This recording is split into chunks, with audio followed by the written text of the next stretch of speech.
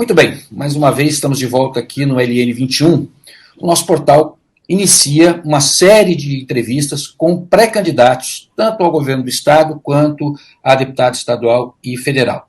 No caso dos candidatos a deputado federal e estadual, o portal LN21 dá uma atenção especial aos candidatos da região do Litoral Norte, da região metropolitana do Vale do Paraíba, justamente porque entendemos que é importante que a região vote em candidatos da região.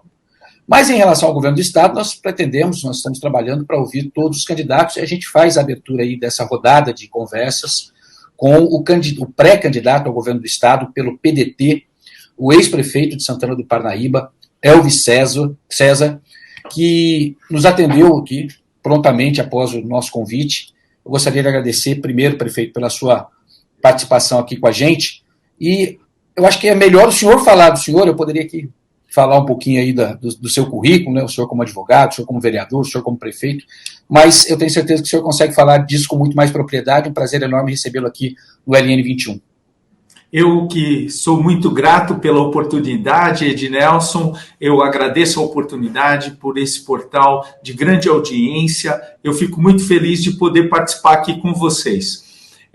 Eu fui prefeito de Santana de Parnaíba de 2013 a 2020 por 2 mandatos e lá eu pude viver algumas experiências fantásticas. Pegamos uma cidade com extrema dificuldade, uma cidade falida, com valores atualizados hoje, mais de 300 milhões de reais em dívidas de toda ordem, merenda, lixo, todos os fornecedores, uma coisa incrível que vivemos em Santana de Parnaíba.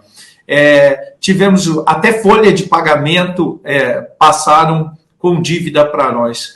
E, a partir daí, fizemos um ajuste fiscal e um sistema de gestão pautado no princípio de economizar e gastar bem, e fomos mudando a história de uma cidade, sem aumentar impostos. Passei 7 anos sem reajustar o IPTU, a única cidade do Brasil, hoje com 8 anos de IPTU congelado. Nós estamos empreendendo e investindo na gestão da cidade. Logo em 2016, fui o 2º melhor gestor público do Brasil, pelo Conselho Federal de Administração. 2ª melhor administração, 2º melhor prefeito, no ano da minha reeleição.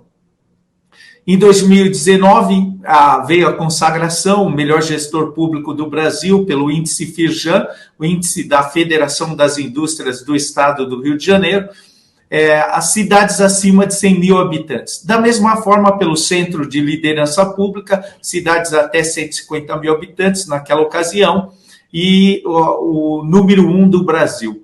Em 2020, da mesma forma, em 2021 já estava fora do governo, mas com base no ano de 20, a cidade ganhou o prêmio de Cidade Excelente em nível nacional e nível nacional e estadual, na cadeira de eficiência fiscal e transparência.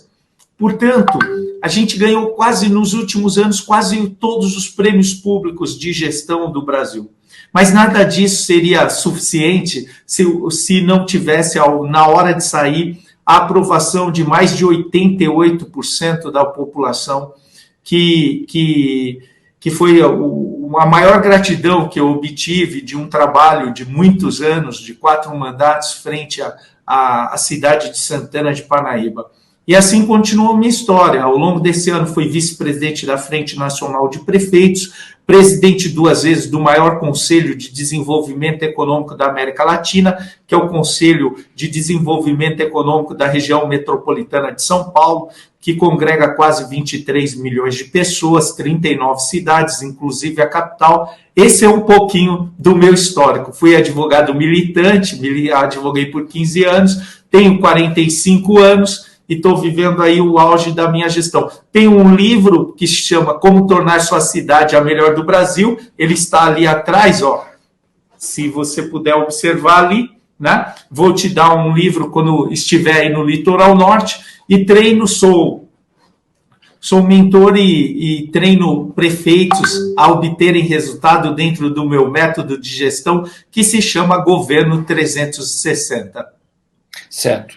Prefeito, uma disputa para o governo do Estado pressupõe uma série de questões, né? Uma delas é o fato de precisar ser conhecido, né?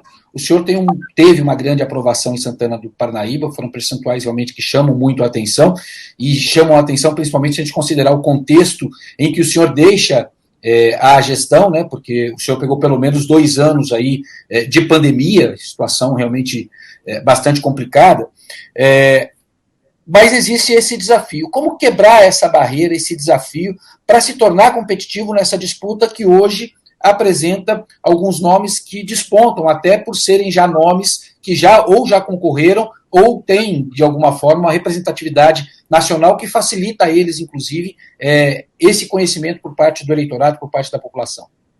É o trabalho estratégico, minucioso e imersivo de falar com os veículos de comunicação, como o LN21 está me dando a oportunidade, bem como de formular propostas que impactam, que vão direto às dores da população, de cada região, como o Litoral Norte, o Vale do Paraíba, saber o que a população dessas regiões tem maior necessidade. E isso que vai impactar e transformar, bem como eu tenho um programa de televisão diário, que é o Brasil que faz notícias boas na Rede TV, e aos domingos também tem o Brasil que faz empreendedorismo às 11h45 da manhã. Certo. O senhor foi por muito tempo filiado ao PSDB, né, que inclusive nesse momento atravessa aí uma série de dificuldades. O senhor migrou para o PDT. Por que dessa migração e como que o senhor avalia esse quadro hoje, tendo que disputar justamente contra esse partido do qual o senhor fez parte tanto tempo? Ao PSDB eu sou muito grato.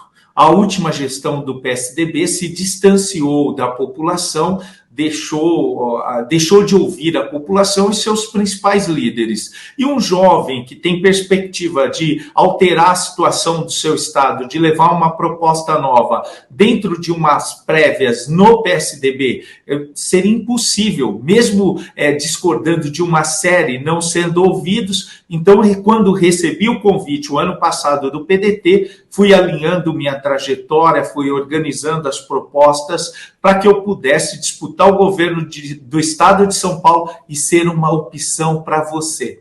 Para que você tenha uma opção, para que não fique sempre os mesmos. Para que você possa escolher um conteúdo jovem, novo, mas validado, aprovado e que tenha a melhor proposta para o estado de São Paulo.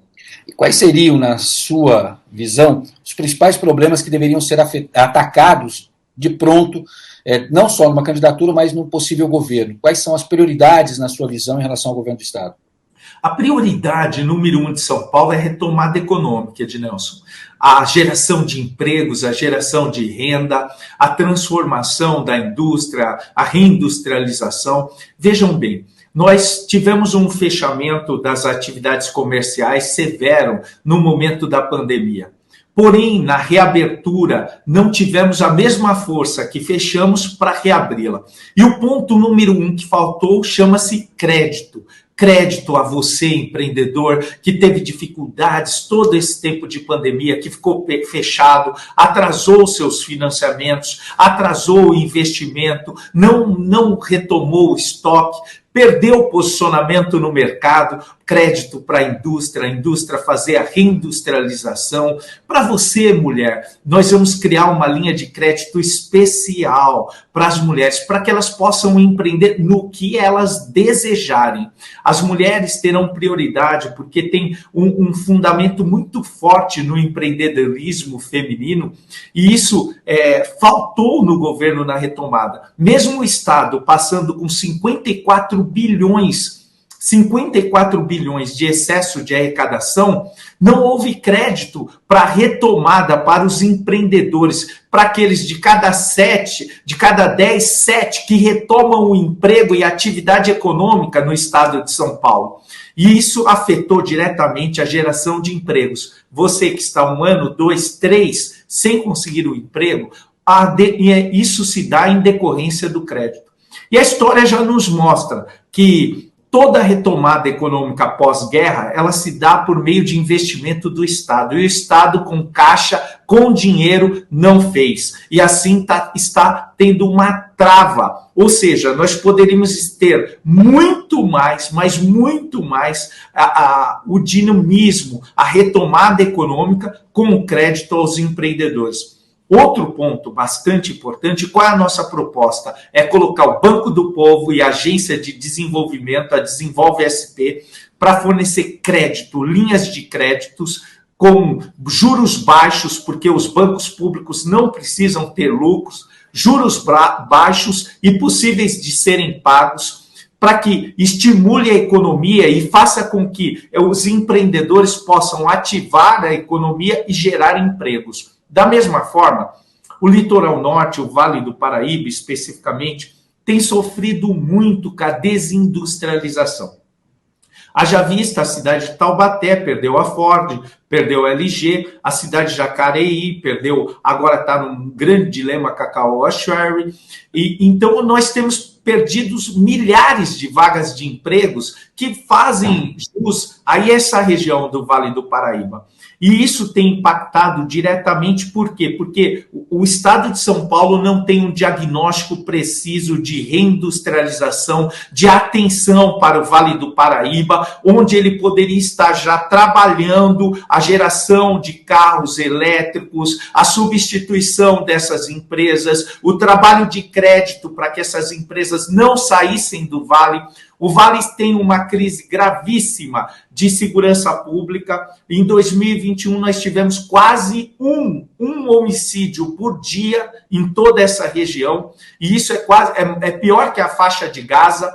E nós vamos reverter esse quadro com crédito, com a reindustrialização e com iniciativas de emprego imediatas para suprir a demanda. Por exemplo, primeiro emprego para a juventude, Ednelson. Você que é jovem, você que é pai ou mãe de um jovem, você que é professor de um jovem, eu vou falar para você, o ensino médio, nós vamos criar o primeiro emprego, a bolsa de estágio para o nosso aluno do ensino médio que cursa o terceiro ano, para que ele possa ser inserido no mercado de trabalho com oportunidade, sobretudo nas escolas em regiões mais periféricas, e assim, treiná-lo, capacitá-lo com conhecimento específico. Por quê, Ednelson? Eu pergunto para você, com o trabalho home office, os imóveis no litoral foram muito ocupados, não foram? Sim, bastante. E esse é um ponto exatamente que eu ia falar. O senhor falou a respeito dessa questão da industrialização, que de certa forma... Posso só terminar um raciocínio agora? Claro.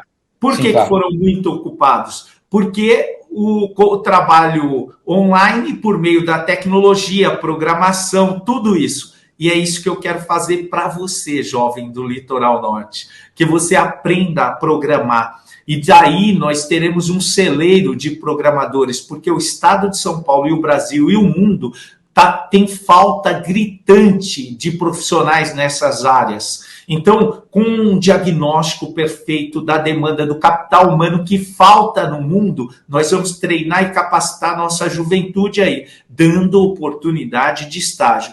Outro ponto bastante relevante, e eu já vou chegar onde você quer falar, Ednelson, é o combate à miséria. O Estado passou com 54 bilhões de reais de excesso de arrecadação e a população cada vez mais pobre. Um botijão de gás, R$160. A inflação da cesta básica acima de 20%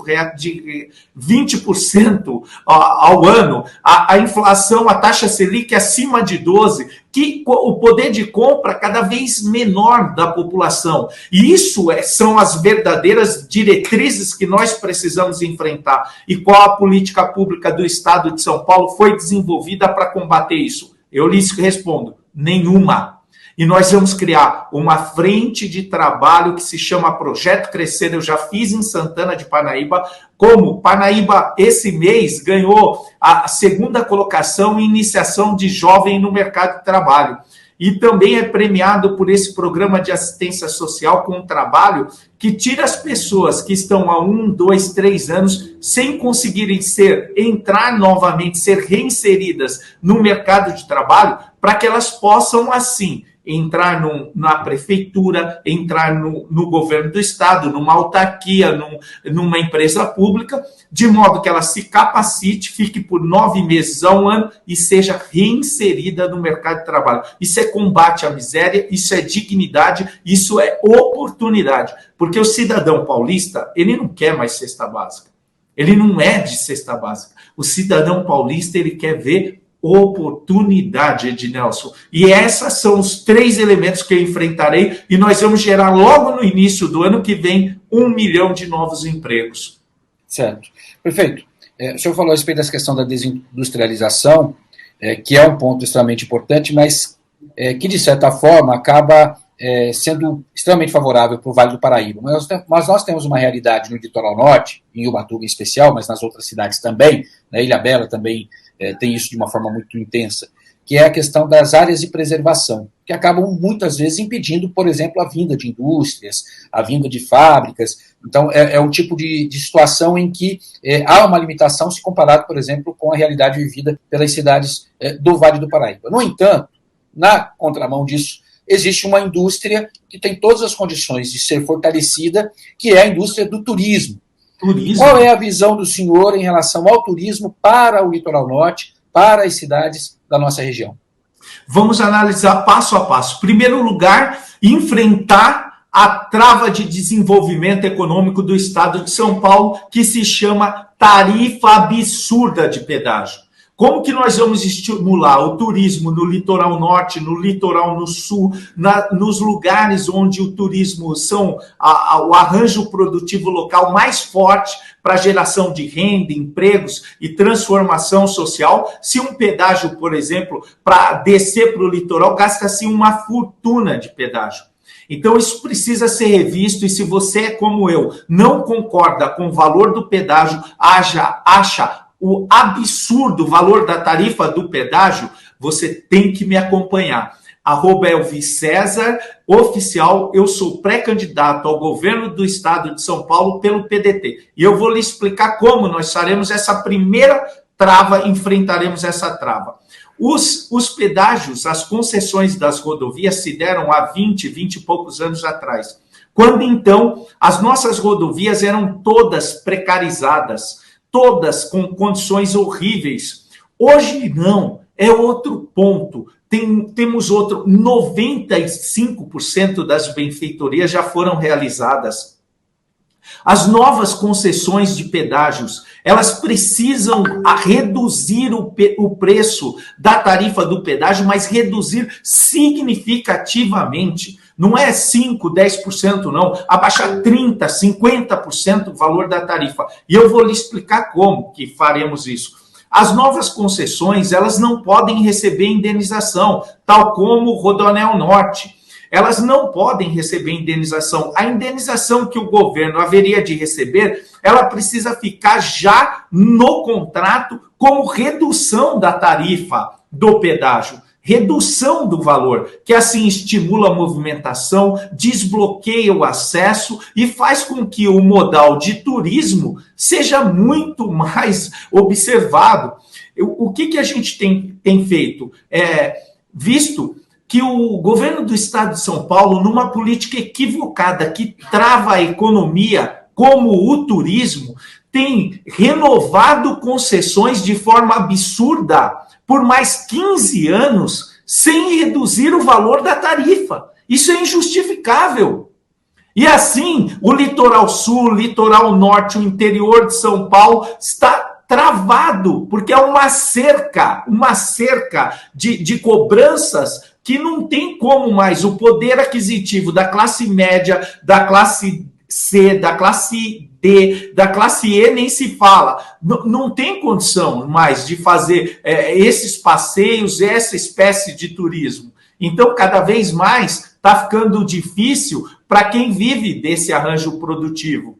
Isso nós vamos enfrentar. A primeira medida nossa é um decreto determinando a auditoria de todas as praças de pedágio, todas, de modo que a gente vai verificar o equilíbrio econômico-financeiro do contrato e também verificar a viabilidade e a possibilidade de indenização do Estado à concessionária para que a gente possa reduzir o valor do pedágio. Certo, prefeito. Além disso, né, em termos de infraestrutura, há cidades, por exemplo, como Ubatuba, que sofrem bastante porque elas estão aquém. Né? Você tem cidades como Caraguatatuba que já tem uma situação de infraestrutura um pouco melhor. E essa infraestrutura também é importante para o atendimento ao turismo. Qual a sua visão em relação a essa questão de infraestrutura e a questão do saneamento básico, que também é outro ponto extremamente importante e que está impactando, de certa forma, e vai continuar impactando cada vez mais, essa questão do turismo, porque o turismo, boa parte do turismo do litoral norte está atrelado ao turismo de praia, né, o turismo de veraneio, principalmente. Como que o senhor avalia essas duas situações e como que o que o senhor tem em mente em relação a essas duas questões? O Ednelson, o estado de São Paulo é tão forte que ele reage sozinho, com total falta de investimento e a construção de políticas públicas para o desenvolvimento do turismo, vocês sobrevivem muito bem. E eu vou te explicar como que se faz isso para incentivar e cuidar das cidades que dependem do turismo, especificamente as cidades do litoral norte.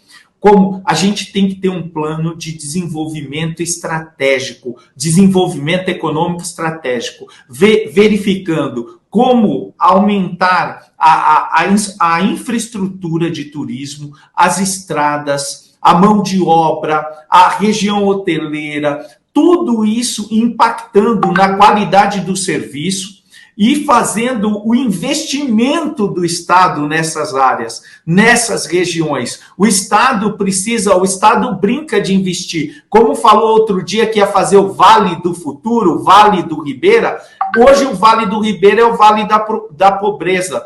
Hoje, o litoral norte sofre tudo isso porque a ausência de investimento do Estado em políticas públicas para o turismo, em políticas públicas que possam atrair cada vez mais o turista para o litoral norte. A ausência de tratamento do esgoto tem impossibilitado e tem deixado várias praias importantíssimas impróprias. E isso tem afetado drasticamente a qualidade e a quantidade do turismo nessas regiões. Qual a solução para isso? Um plano estratégico com metas anuais para que a gente possa suprir e fazer, implantar redes de esgotos, coletar e tratar essas redes. Fazer investimento com festivais, apoiar culturalmente as cidades litorâneas, fazer uma campanha publicitária no mesmo sentido, a qualificação profissional chegando no mesmo segmento. As atividades culturais do Estado precisam estar presentes em todos os... verão, está presente no litoral. Inverno, está presente no litoral. No outono, presente no litoral. Em todas as estações do ano, nós precisamos elaborar um plano estratégico de turismo que possa possibilitar e dar força para o litoral, força economicamente. Isso é muito importante. E isso nós vamos fazer. Um planejamento estratégico a partir de um diagnóstico de todas as cidades, lá de Bertioga, São Sebastião, Ilhabela, Caraguá e Ubatuba, para que nós possamos investir em cultura, em turismo, em infraestrutura, em saneamento básico, reduzir a tarifa do pedágio, fazer uma reformulação da educação, formando os jovens do ensino médio aí com âmbito voltado à tecnologia para gerar empregos. Os garotos aí de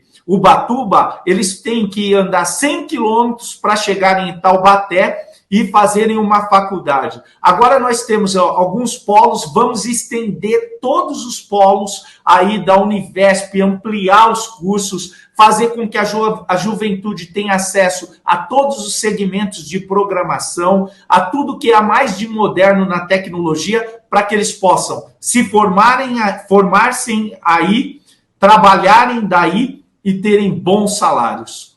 Certo. Prefeito, para a gente já encaminhar para o encerramento, é claro que a gente não pode falar da candidatura ao governo do Estado sem falar da disputa em nível nacional, que é a disputa presidencial, e o PDT tem um pré-candidato, que é o governador Ciro Gomes, o ministro Ciro Gomes, que é pré-candidato. Que avaliação o senhor faz desse momento político, como que o senhor visualiza aí a candidatura do Ciro Gomes e como que vai ser esse trabalho em relação ao Ciro Gomes no governo do Estado, em relação a esse período de pré-campanha e campanha, levando o nome do candidato? Eu tenho grande convicção na candidatura do Ciro Gomes, até foi um dos motivos porque eu vim para o PDT. Ciro Gomes é um projeto de convicção para o Brasil. Você que vota no nenhum para que o outro não ganhe, não fique com esse raciocínio. Olha, nós temos 20% da esquerda votando para a direita não ganhar, 8 a 10% da direita votando na direita para a esquerda não ganhar. Não, vamos para frente. Para frente, vamos tocar para frente isso. Ciro Gomes foi o melhor governador do Brasil, um dos melhores ministros. Política pública da educação, tem um exemplo de educação para o Brasil, se deu no Ceará, pelas mãos do Ciro Gomes. Então, criou projetos extraordinários, sabe como faz, está preparado. Então, você não precisa votar por convicção. Nós votaremos, não precisa votar por exceção, aliás. Você pode votar por convicção. E por convicção, e para frente, para levar o Brasil para cima, é Ciro Gomes com um projeto de desenvolvimento nacional. Aliás, Ednelson, 45 anos de vida pública e não tem um processo. Isso é bastante relevante. Então, a gente precisa marcar esse nome. Nós temos também na nossa chapa, aliás, o PDT nunca foi tão forte no estado de São Paulo. O ex-ministro Aldo Rebelo é o nosso candidato a senador, pré-candidato ao Senado. Nós estamos com a chapa completa de deputados estaduais e federais. Vale a pena conferir. Então, nesse propósito, o Brasil precisa ter uma opção de construção. Chega da política de ódio, chega de ideologias, o que a gente precisa é ir para frente com um projeto, um nome limpo e muito competente para o Brasil. O senhor acredita que vai ser possível quebrar essa polarização? Porque essa polarização ela tem se mostrado muito forte, muito resistente. É possível? Eu acredito que sim, ao passo que as propostas chegarem ao conhecimento da população, quando nós formos discutir propostas como essas que eu deixei aqui e mais outras, a proposta de segurança pública, de contratar mais homens, o déficit da Polícia Civil aí no Vale, o déficit, a ausência de policiais militares, a falta do emprego de tecnologia para que tenha uma cerca em todas as 39 cidades do Vale, uma atuação, uma subvenção, um investimento do Estado nas guardas municipais, um policiamento estratégico, um BI, um centro de controles. É muito importante. A região geográfica do Vale do Paraíba, mais o litoral norte, é a área de conexão entre os dois centros econômicos do Brasil, Rio de Janeiro e São Paulo. Tudo passa por vocês. Tudo de bom e tudo de ruim também. Então, o Estado de São Paulo tem que observar, acompanhar, gerar políticas públicas consagradas de formação da juventude, de combate à miséria, de um movimento estratégico pela educação, de saneamento básico, um movimento cultural que possa possibilitar o turismo, investimento no turismo, que, como você bem disse, são as praias mais lindas do Brasil, vamos dizer assim, são essas praias. Então, a gente precisa investir nisso. Essa é abaixar a tarifa do pedágio. É indignativo, é uma indignação o pedágio no estado de São Paulo. Perfeito. Prefeito, obrigado mais uma vez aqui pela participação. Espero que a gente tenha oportunidade de conversar outras vezes. E boa sorte aí nessa sua caminhada. A gente sabe que não é uma tarefa fácil, mas que o senhor consiga aí caminhar com tranquilidade, apresentando as suas ideias e as suas propostas. Amém. Ednelson, nada é fácil, todo desafio, né, é muito, e eu já falo para você, ó, eu Eu tenho um programa de empreendedorismo e eu falo para as pessoas que eu fiz esse programa para que você nunca desista dos seus sonhos. E os meus sonhos são construir um estado de São Paulo novo, quebrar o comodismo, dar oportunidade para a juventude, fazer a melhor educação do Brasil, fazer uma saúde que tenha eficiência, não uma saúde cheia de filas, gerar sensação de segurança para a população, respeito aos policiais, fazer a diferença na vida das pessoas. Esse é o meu sonho. Eu sou o Elvis César, pré-candidato ao governo do estado de São Paulo pelo PDT. E se você quer saber um pouquinho mais da minha trajetória, @Elvis César Oficial. Muito obrigado, Ednelson. Muito obrigado a todos. Deus abençoe. Tá certo, obrigado, prefeito, pela participação. É o LN 21 nas eleições de 2022. Você vai acompanhar aí várias entrevistas com os pré-candidatos ao governo do estado, a deputado federal, a deputado estadual. Mantenha-se ligado aqui no LN 21.